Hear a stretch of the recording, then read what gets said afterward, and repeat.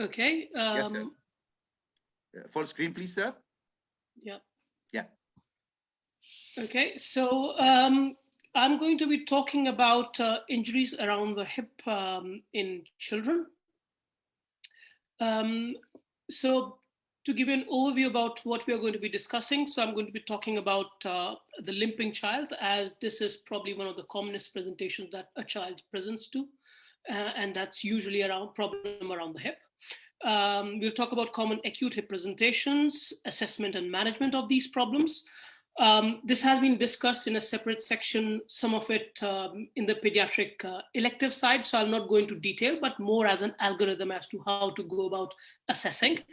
And then we'll talk about high energy trauma, which is fractures around the pelvis and the proximal femur. So traumatic hip injuries are very uncommon. It's a rare sighting unless and until somebody is in a major polytrauma setting. But most of us will see often children presenting with painful hip. So let's start with that. So first we talk about the limping child. The history may be unclear, especially in young children, infants, where they may not be compliant, the examination is difficult, and the history of trauma may not be clear or may not be present at all. So let's talk about the hip. The reason you see the knee X-ray there is because it is not uncommon that a child may present limping and pointing to the knee with pain. So think about the hip. It could, and it is more likely to be a problem with the hip rather than the knee, as we can see in this case. So limping child, the first thing that you'd want to rule out is septic arthritis. Affects all age group children, higher incidence in less than 2-year-olds. If they are more than 2 years old, the commonest organism, again, is Staphylococcus aureus, as in adults. And the presentation is usually, there may be a recent history of trauma or infections, an earache or a sore throat, acute onset of pain. Child is reluctant to put weight on one leg, and the leg may be in attitude of flexion, abduction, and external rotation, as that is the most comfortable position for the hip to be in, given that that's where the joint capsule has the largest volume space. So in terms of investigation or how to go about investigating this child when they arrive, so after a succinct history, ensuring that there's no non-accidental injury associated either. Blood tests would be indicated, a temperature check, X-ray of the pelvis, AP and frog lateral. Ultrasounds can be helpful in these situations, and consider scanning both the sides to be able to assess whether there is an abnormal effusion in one hip or not. MRI has a better diagnostic value as it is also able to assess the bones on the acetabular side as well as the femoral side and rule out osteomyelitis. It is good, especially if the presentation is long-term. But if you're convinced about septic arthritis, do not waste time waiting for an MRI scan. So Cocker criteria is the important criteria to assess for infection. A child who's not weight-bearing because of pain, has got a temperature of more than 38.5 degrees centigrade, has a CRP of more than 2. In UK, we use more than 5. White cell count of more than 12,000, has got a 99% probability of having septic arthritis. So in management, again, low threshold for urgent surgical intervention. A general anesthetic and a hip aspiration may be useful in this situation. If there is pus, open the hip and wash out. Prolonged treatment with antibiotics is indicated.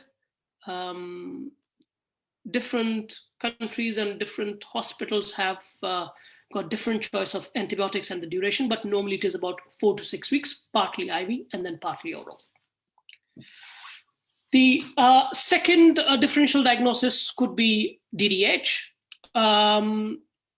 Again, children who will be present are likely to be less than 2 years old. They would be limping. Usually it is picked up by the parents when the child starts walking, and then they see that the child is limping or reluctant to put weight on one side.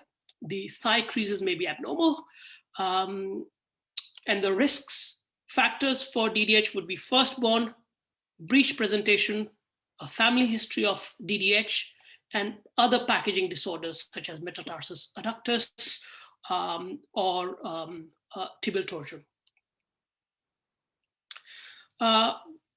Barlow and Ortolani's test by that time may not be relevant. However, what is relevant in this situation would be to do the Gagliazzi test to assess for a leg length discrepancy, primarily on the femoral side.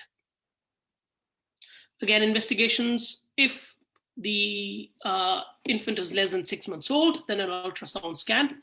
But for a child beyond 6 months of age, an X-ray will be a better modality. Again, the management has been discussed elsewhere in detail, but the mainstays for younger children, harness and abduction spica. And if the presentation is delayed, then surgical interventions are more likely. Next condition could be leg calf Perthes disease, which is idiopathic avascular necrosis of the femoral head or the proximal femoral epiphysis. Incidence is about 1 in 10,000. Commonest age group presentation is a limping child between 4 to 8 years of age. Commoner in males, and other risk factors are, again, family history, low birth weight, abnormal presentation at the time of birth, history of smoking in the parents, which is indirect smoke inhalation, and also certain ethnicities. If the age at presentation is less than 6 years, then it is usually associated with good prognosis. The imaging of choice in this situation would be X-rays, which may show an abnormality in the epiphysis, or more usual finding may be a high index of suspicion, where the epiphysis on one side appears different to the epiphysis on the other side. In that case, if you're concerned, arrange an MRI scan, because that will tell the real picture. Again, the management is primarily conservative. The prognosis is usually good. In most situations, it resolves. The mainstay of the treatment is to contain the head, either just by observation or by surgical intervention, especially if the problem persists beyond 8 years of age. The other condition that is absolutely critical to investigate and diagnose and make sure you don't miss is SUFE or slipped capital femoral epiphysis, especially in young teenagers or adolescents. It is the most common disorder affecting adolescent hip. Incidence is about 1 in 10,000. It may present as a traumatic injury. There may be history that the adolescent might be playing football when they experience sharp pain in the groin or the knee and have not been able to weight bear since. Common age groups is a child limping between the age group of 10 to 16. Important risk factors to bear in mind are obesity, males, and rapid pubertal growth phase, which is again in that age group of 10 to 16. There are various classifications. One of them is loader, which is essentially assessing stability in terms of weight bearing. So if the child is able to weight bear either with crutches, then it is likely to be a stable slip. But if they're not, then it is unstable. So be cautious. Investigations, again, X-rays. Different classifications and the diagnostic modalities have been discussed elsewhere. The mainstay of the treatment in this situation is early identification. So don't miss out on that young teenager complaining of knee pain. Surgery will be in situ pinning. Single screw is good.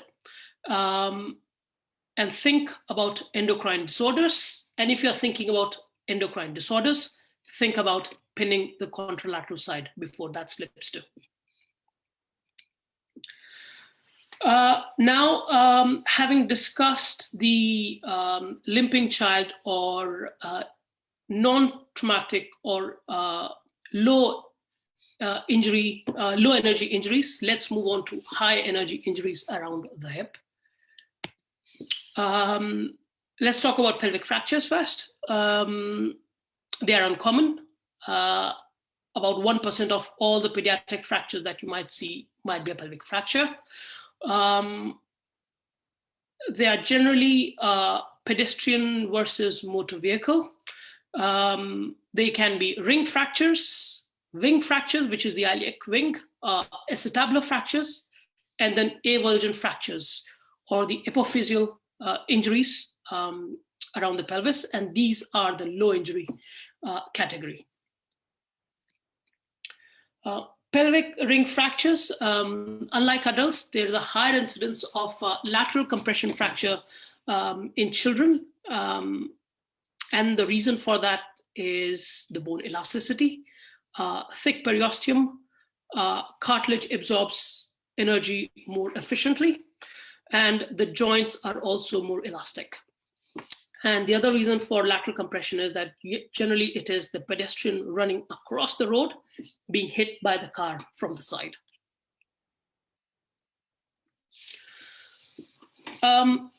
Talking about avulsion fractures, they are due to pull of the muscles attached. Ischial tuberosity avulsion fractures because of pull on the hamstrings and the adductors. Anterior inferior iliac spine avulsion fracture, as we see in this X-rays, is associated with sartorius pull. Again, these are running and sport related injuries, usually in young teenagers, children in the age group of 10 to 16. Again, pubic symphysis may have avulsion because of abdominal muscle pull. Iliac crest, again, abdominal muscles, and iliopsoas, which is attached to the lesser trochanter. Now, let's talk about the osteology around the pelvis. Sorry for the busy slide, but as you can see, it is slightly complicated. There are lots of ossification centers, but in a nutshell, 3 main primary ossification centers, which appear within the first 20 weeks, and all of them fuse together around the time of puberty. And the ossification centers are essentially the 3 major parts of the bone: ilium, ischium, and the pubis.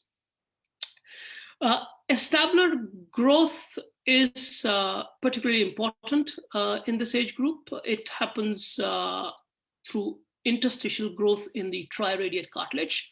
There are 3 secondary ossification centers which form the superior wall, the posterior inferior wall, and the anterior inferior wall. These ossification centers appear around the age of 8 and fuse by the age of 18. There are multiple other secondary ossification centers in the pelvis, which are essentially related to the epiphysis that we previously discussed.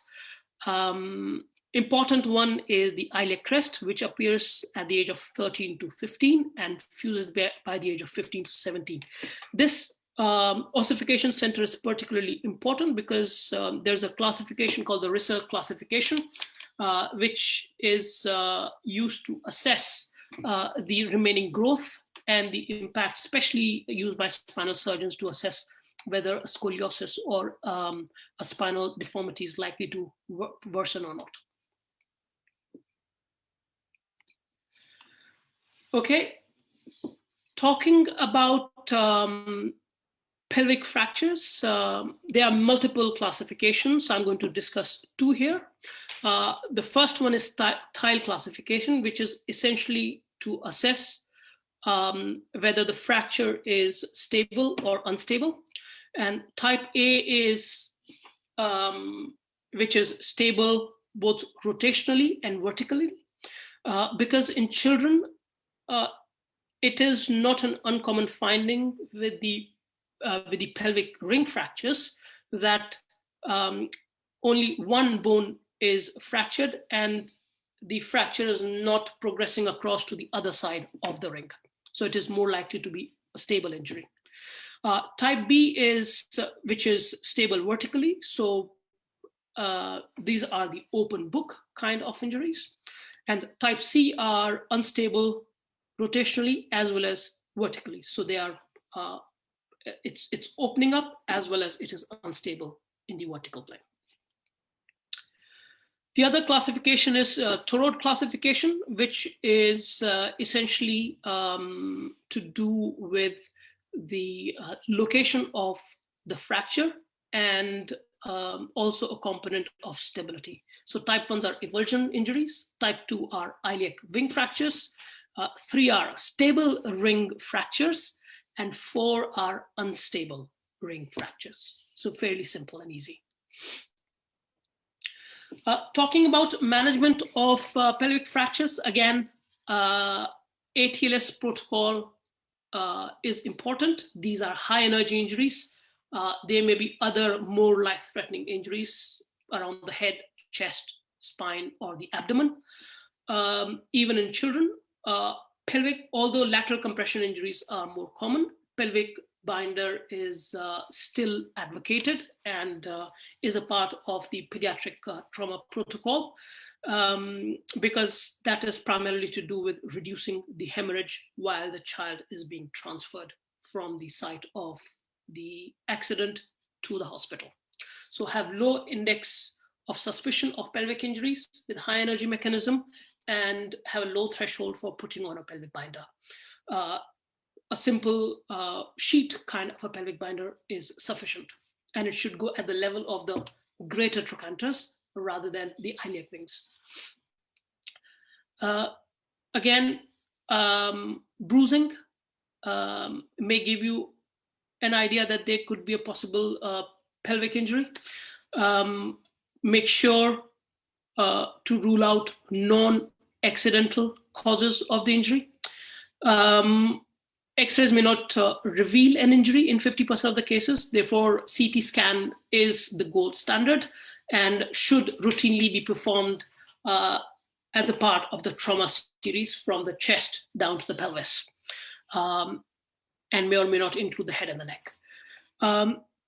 MRIs are more relevant for assessing the injury subsequently after the initial management has been carried out, or if it is more likely to be low energy sports injury, such as an epiphyseal avulsion injury, which may not be apparent on the x-rays, but would become clear on the MRI scan. So if a child presents with an injury that you suspect could be related to a muscle strain, if it is not settling down, think about an MRI scan. Again, management is either conservative or surgical. In the conservative management, if there's less than 2 centimeter displacement of avulsion injuries, these can be managed with protected weight bearing and return to sports in 8 weeks. Less than 2 centimeter displacement wing injuries, protected weight bearing, and then again return to sports in 8 weeks. Ring fractures without instability can be managed by weight bearing as the child is able. Minimally displaced acetabular fractures, again, a close follow-up is crucial. Touch weight bearing is probably better than non-weight bearing because it does reduce joint reaction forces and also gives them second stable leg to balance themselves. Unstable ring fractures, if they are less than 2 centimeters, can be managed non-weight bearing with bed rest. Surgical management, again, the open reduction internal technique, again, the approaches can be Stopa or iliofemoral, depending upon what the CT scan shows once the surgery is being planned. But what is different in children is that one should consider smooth pins instead of screws and plates. And if screws and plates is being put in, then consider early removal at 6 weeks. Grossly displaced urgent fracture, especially in performing athletes or aspiring athletic children, should be considered. But again, it is important to discuss the surgical risk, such as soft tissue injury, the extent of the scar, with the child and the parents to ensure that it is a measured and a valid surgical intervention for the child. Grossly displaced ring fractures with displaced acetabular fractures is an indication for surgery. Unstable displaced fractures. And then external fixator, again, can be used as a damage control procedure to attain hemodynamic stability while a laparotomy is being performed or is being planned by the surgeons as a part of the initial trauma management, but may be considered as a definitive management as well, because in 4 weeks' time, as the healing is much quicker in children, these can be removed. Again, talking about complications of these injuries, physeal cartilage injury is one. Premature closure of the triradiate, apologies for the typo, especially if the children are less than 10 years of age, there is a high risk of secondary deformity to the acetabulum as a result of premature closure of the triradiate cartilage. Therefore, keeping a close eye is important. Leg length discrepancy can occur.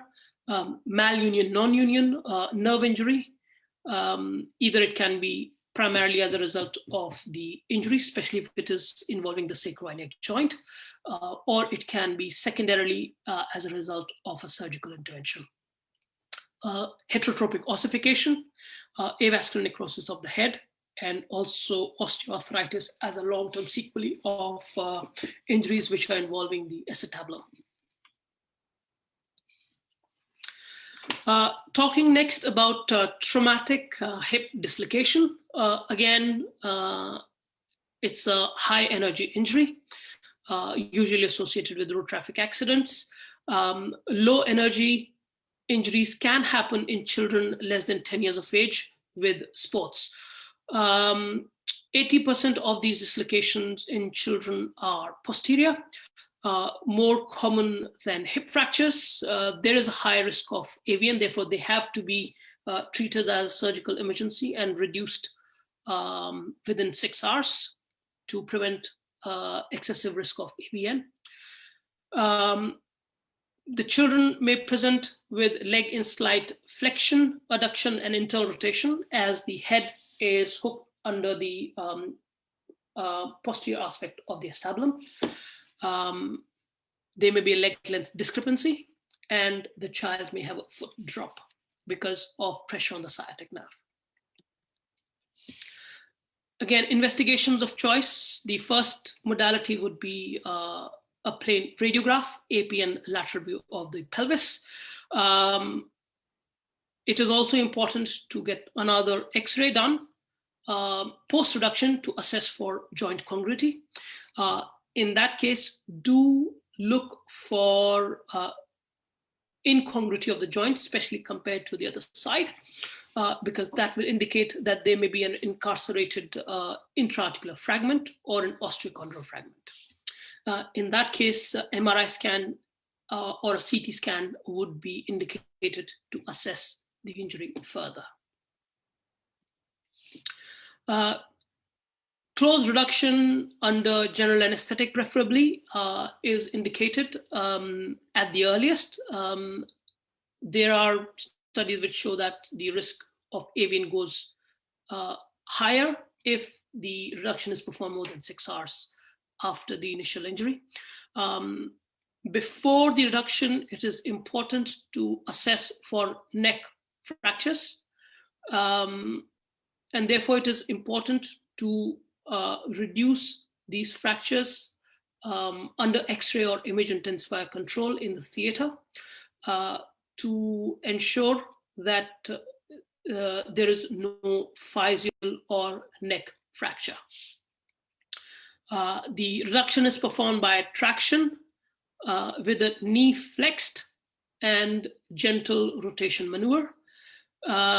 Once the joint has been reduced, test for stability. And if it's a child below 10 years of age, do consider putting the child in a spica, especially if they are very young, for about 4 weeks.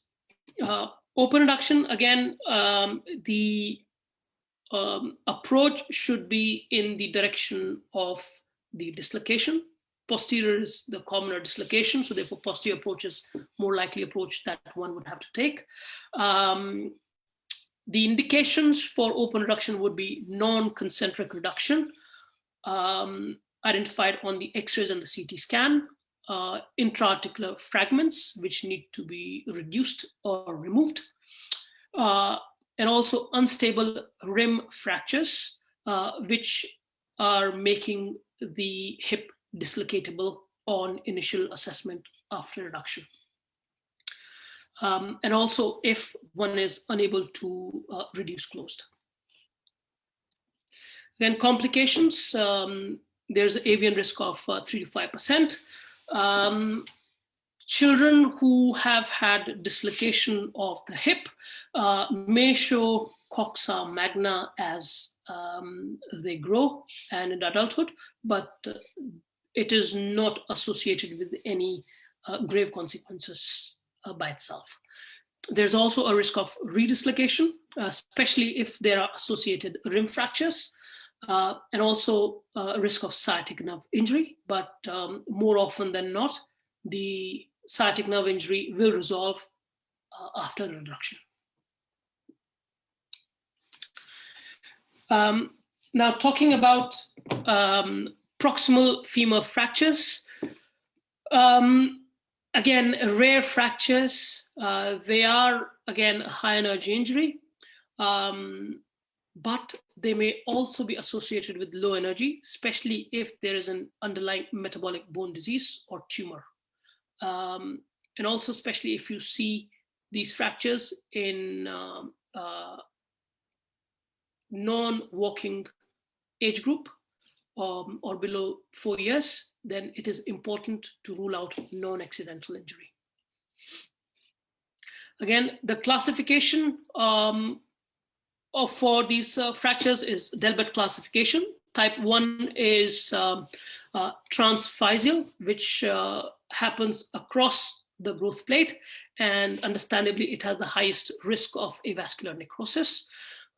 Type 2 is the commonest type, which is transcervical. Type 3 is basicervical, which is associated with highest risk of non-union.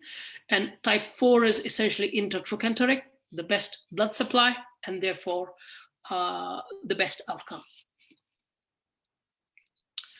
Again, in investigations, X-rays, AP, and in this case, like we do for an adult neck or femur fracture, a cross-table lateral will be helpful.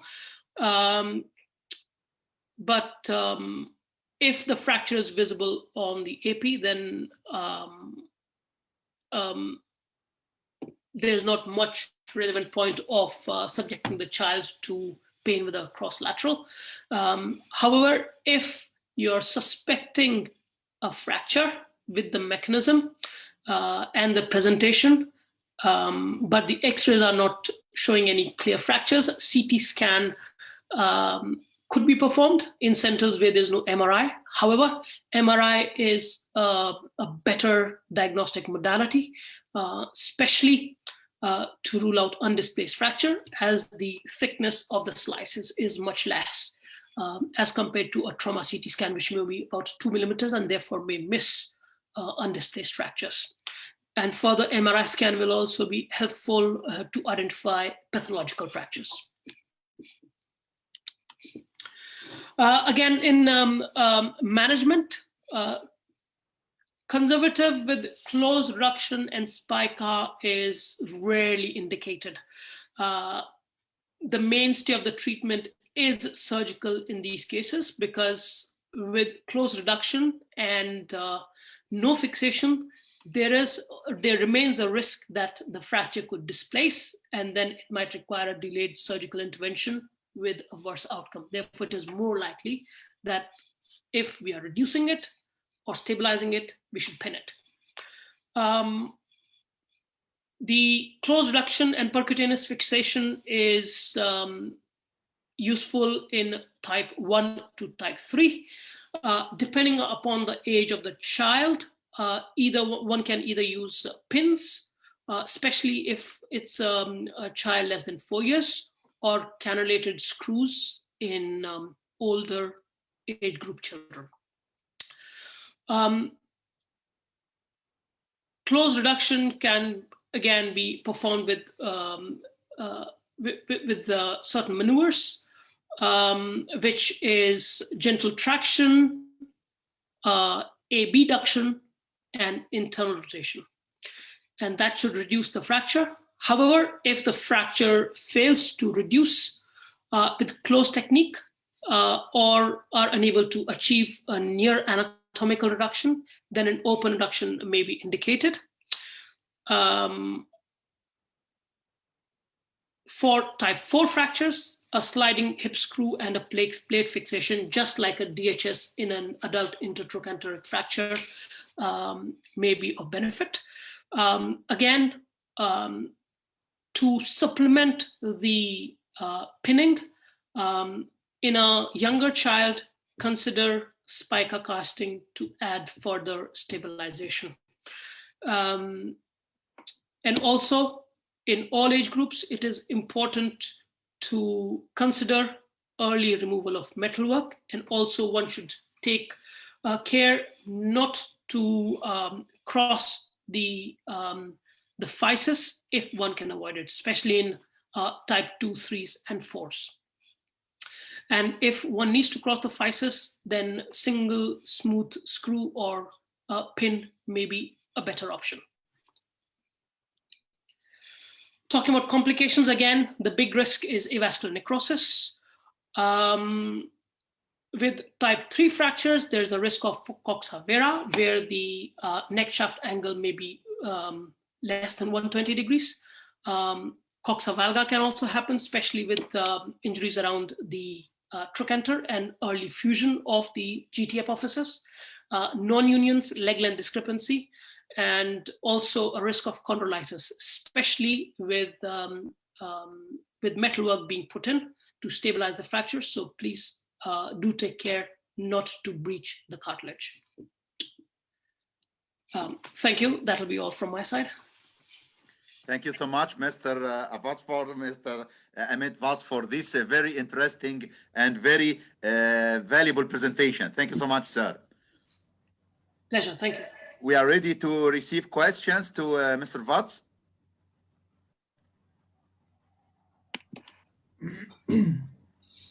The first question will be from me, sir.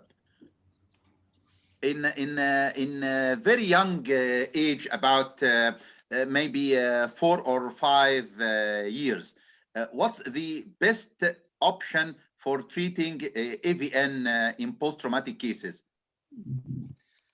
So again, AVN, again, one will have to assess whether it is partial or complete AVN. So essentially, how much of the head it is involving. One way of further, so firstly, prevention. So if we talk about prevention, firstly, if one is suspecting that this particular case may have a higher risk of AVN, then decompressing the capsule may be one option. And subsequently, a core decompression is one option. In children less than 4 to 5 years or so, children less than 5 years of age, the prognosis is very good because it is almost like Perthes and usually it will resolve. Yeah. So one would hope that with the healing, the injury should heal without any surgical intervention. So observation is primarily the main treatment. So core decompression does leave a risk of physeal damage. Yeah. So that's one consideration. So in most cases, below 5 years of age, observation is the mainstay of the treatment because one would assume that, like Perthes, avascular necrosis would have a certain potential to heal, especially if it is partial. Yeah. Do you think, sir, there is a rule for post-traumatic, in case post-traumatic AVN, is there a rule for chondrodiastasis by external fixator, such like in Perthes disease, or it doesn't have a rule? You mean osteotomies you're talking about, or? No, by external fixator, and I mean chondrodiastasis. Does it have a rule in post-traumatic cases? So I do not have any personal experience of it. Of course, it's a very, very rare condition. The literature is quite controversial in this situation, and most of the evidence that we see is, again, case reports and small case series. It's a very specific problem. My personal feeling in the matter is to treat it like Perthes and remain non-surgical, especially if the head is contained. Yeah, thank you, sir. We have some questions from our dear attendees and audience. First question is, why is intertrochanteric fracture type 4 when it has the best prognosis? Well, that's the classification that It's not in my hand. Yeah. Yes. So I suspect that was more to do with the anatomical position, and to keep it simple, they have moved from proximal to the distal. Yeah. Yes. So that's the only relevance that I can see in this situation. So I think it's more anatomical based. Excellent.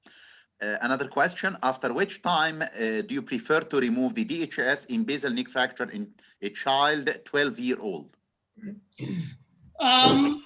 So again, within 6 months is the choice, but there's a certain amount of variability in these cases. Yes. So I'd leave, because it's a neck fracture, I would leave it at least for 6 months. Yeah. Another question, what's the best treatment to treat basicervical femoral fractures in a child, screws or DHS? What's your preference, sir? So if it is an older child, a DHS type of a method is better. Because again, in keeping with the principles, it is going to provide adequate compression at the fracture site as well.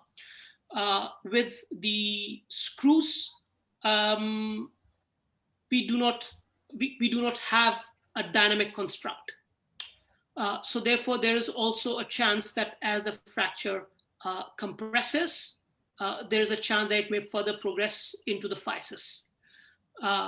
So not something that so if I'm considering for intertrochanterics, I would consider a DHS type of a plate because of the dynamic construct to save the physis.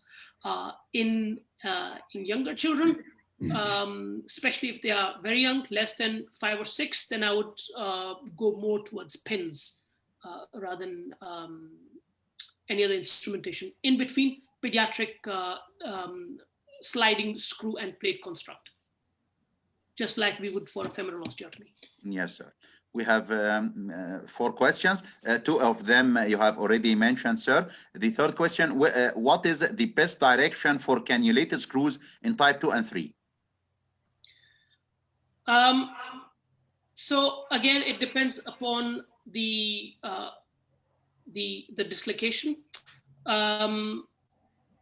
Most of the propensity of the fractures is to slip posterior-inferiorly, therefore anterior anterolateral cortex in the direction of posterior-medial is the best option, in my view. Yes, sir. The last question, sir, is regarding transphysial screws or pins for patients between 6 to 12 years with displaced fracture. Is achieving fracture stability is more important than preserving the proximal femoral physis? Sorry, repeat the first part of the question. Sorry, Professor, I didn't. Regarding, sir, regarding the transphysial screws or pins for patients between 6 to 12 years with displaced fracture, is achieving fracture stability is more important than preserving the proximal femoral physis? I think both are important in this situation, and both are interconnected. So by achieving one, we give the other a better option. So essentially, by achieving healing and reduction, we are giving the head a better chance to, because the problem with the blood supply is kinking, which happens with displacement. So if we reduce the fracture, then there is a better chance that the head will be viable. Yeah. Thanks so much, sir. Finally, from the bottom of my heart, I would like to thank you, Mr. Amit Vats, for joining us tonight. And thank you for the time you spent with us. And you are, of course, very welcome to complete the presentations with us and to see your opinion regarding any of the next presentations, sir. Sure. Thank you very much. Thank you so much.